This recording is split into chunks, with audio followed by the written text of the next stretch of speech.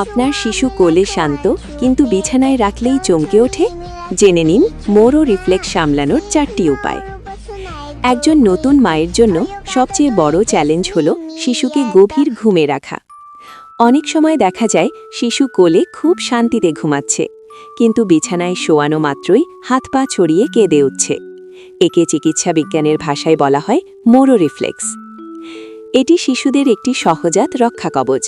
বিছানায় নামানোর সময় এদের মনে হয় তারা পড়ে যাচ্ছে, আর এই অনিরাপদ বোধ থেকেই তাদের ঘুম ভেঙে যায়।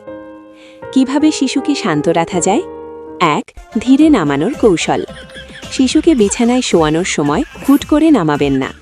আগে তার পা, তারপর কোমর এবং সবশেষে মাথা নামান। এতে সে পড়ার ভয় পায় না। 2. তাপমাত্রার ভারসাম্য। মায়ের গায়ের তাপমাত্রা গরম আর বিছানার ঠান্ডা। এই পার্থক্যের কারণেই শিশু দ্রুত জেগে ওঠে। তাই শোয়ানোর আগে বিছানাটি হালকা উষ্ণ করে নেওয়া বুদ্ধিমানের কাজ। 3. নিরাপত্তার অনুভূতি। শিশুরা মায়ের হাতের স্পর্শ বা হৃদস্পন্দন অনুভব করলে সবচেয়ে শান্ত থাকে। তাই অনেক অভিজ্ঞ মা এখন হাগিং পিলো বা প্যাটিং টয় ব্যবহার করেন, যা শিশুকে মায়ের হাতের মতো একটি মৃদু চাপ, জেন্টাল প্রেশার দেয়। ফলে শিশু একা বোধ করে না। 4. লরি বা হোয়াইট নয়েজ।